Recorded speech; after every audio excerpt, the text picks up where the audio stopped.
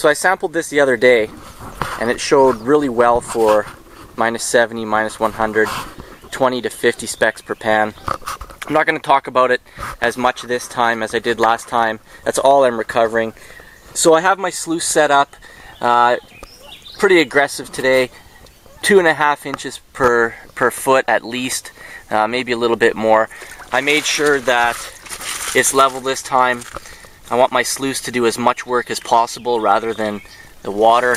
I also made changes to this mat. It's a rubber mat, much more flexible. The other one was too rigid, so I'm hoping this takes out some more of the bubbles.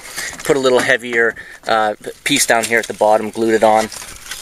I'm going to start out with hog mat under 3/4 inch riffles and tightly spaced Hungarians. I really want the sluice to do the work, so I'm going to probably run 4,000, 5,000 gallons an hour with a nice steep pitch in this area. I'm going to do cleanouts probably every 20 minutes, 30 minutes. Pump's nice and far away, makes too much racket. It's a beautiful morning.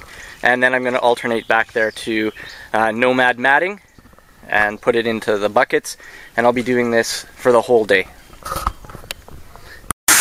Okay, it's working much better for me, a little bit slower. About half throttle on that 2-inch pump, so 4,000 or 5,000. A lot less blowout out of the back, and tons of water moving through the grizzly, which is really nice. Should wash really well. Getting some nice even water coming down here, so this is definitely working. I'm quite pleased. So I'm going to give it a go now and see where we're at in a while. I'm really a believer in technology, so I want this active mat to work. It's what I want to transition to.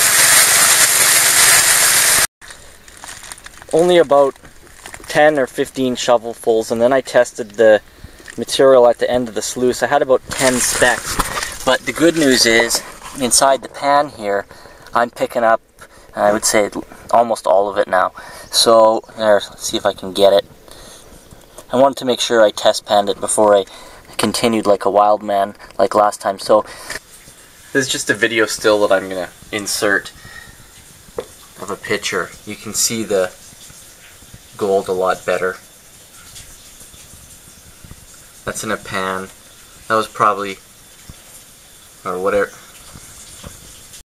So first clean out coming up. One thing I don't like is my high banker is going to have to go much steeper. I'm spending too much time cleaning it out with my hand. It's going to go to a miner's moss setup now, so I keep it consistent. I do notice that there's fewer big rocks caught up in behind here now that it's a lot steeper, but still a big difference between where the fine sands are being captured. So one thing's for sure, the active exchange is pretty severe. I just don't know how much it's actively exchanging some of my finer particles back out the end of the sluice. There's the tailings. I'll see how those do this time. It's about 40 shovels. Okay, so I stayed high on the bank and changed to moss. And on that other pan I did have a bit of blowout, about the same proportion.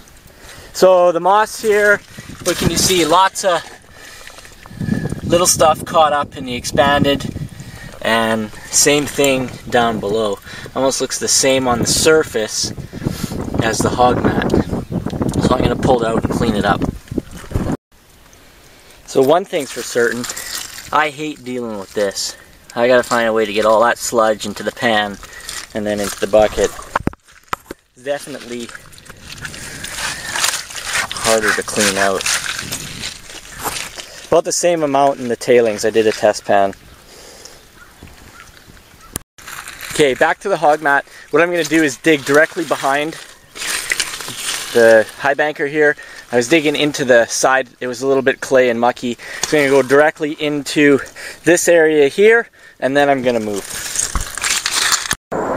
Nice couple Canadian Air Force jets doing a flyby to give you Americans some support now and then.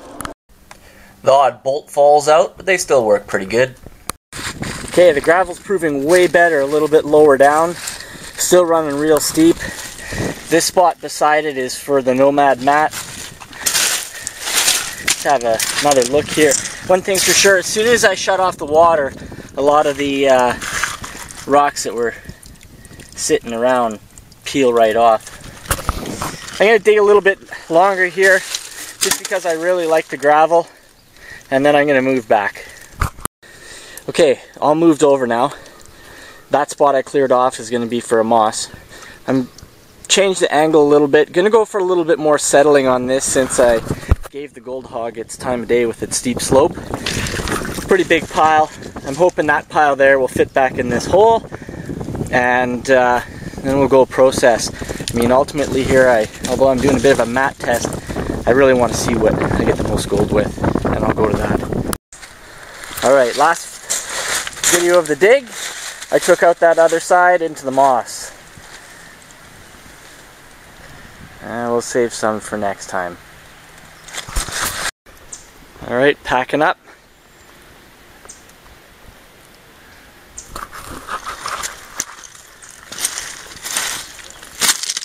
It's quite a bit of material. There's that tailing pond, and there's that one.